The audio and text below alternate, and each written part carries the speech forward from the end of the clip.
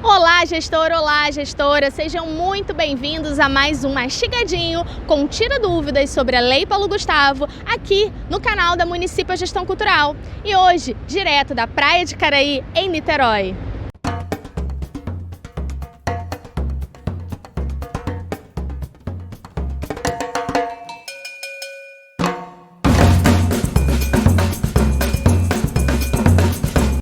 Bom dia, eu sou Camila, estou como coordenadora de projetos culturais e responsável pela implementação da Lei Paulo Gustavo no município de Santo Amaro da Purificação, Recôncavo da Bahia. A grande dúvida que tem chegado aqui para a gente é sobre a criação de contas bancárias específicas para o recebimento do recurso da Lei Paulo Gustavo. A maioria dos fazedores de cultura questionam devido ao valor que eles vão receber, que são valores baixos, entre R$ 2.500 a R$ 3.000. Então, há realmente necessidade da criação de uma conta específica, mesmo sendo valores baixos, ou podemos trabalhar com as contas já existentes? Olá, Camila, muito obrigada pela sua pergunta. De acordo com o Decreto 11.453 de 2023, os editais da modalidade de fomento que forem celebrados por meio de termo de execução cultural precisam determinar no seu regramento que os agentes culturais que tiverem suas propostas selecionadas por meio desses chamamentos públicos deverão abrir uma conta bancária específica para receber e gerir a respectiva verba. Ou seja, essa obrigação precisa ser respeitada nos editais que irão fomentar a execução futura de ações culturais e de apoio a espaços culturais.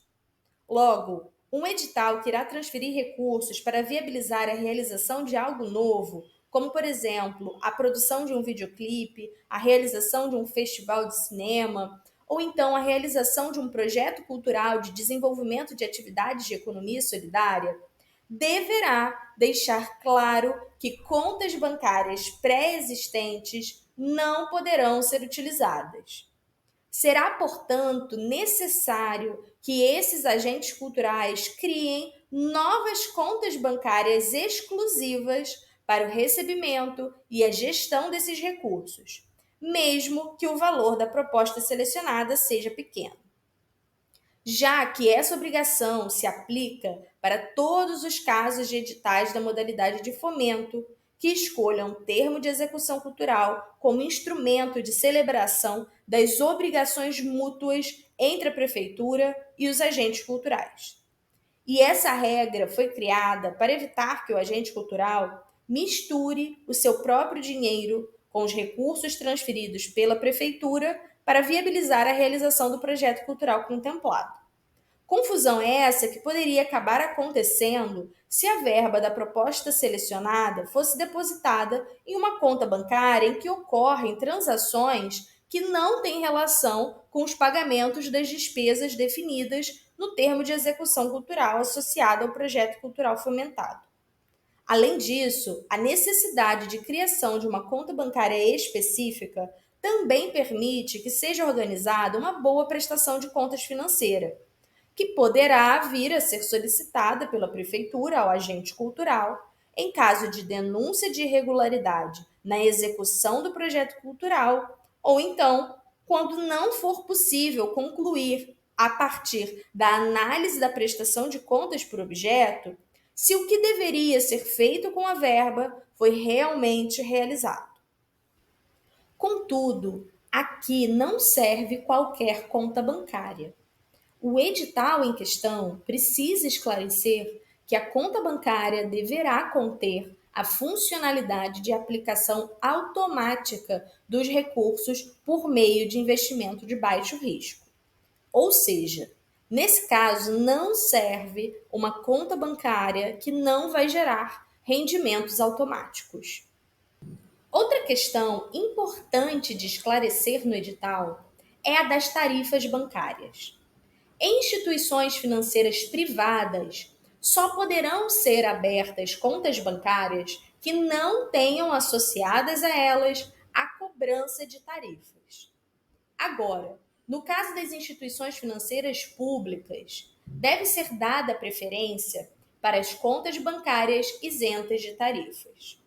Ou seja, caso a conta bancária seja aberta, por exemplo, no Banco do Brasil, deve ser solicitada ao banco a abertura de uma conta bancária que não tenha cobrança de tarifas. Mas, se não for possível assegurar essa preferência, poderá ser aberta uma conta bancária com cobrança de tarifas, que inclusive poderão ser pagas com recursos do próprio projeto cultural fomentado.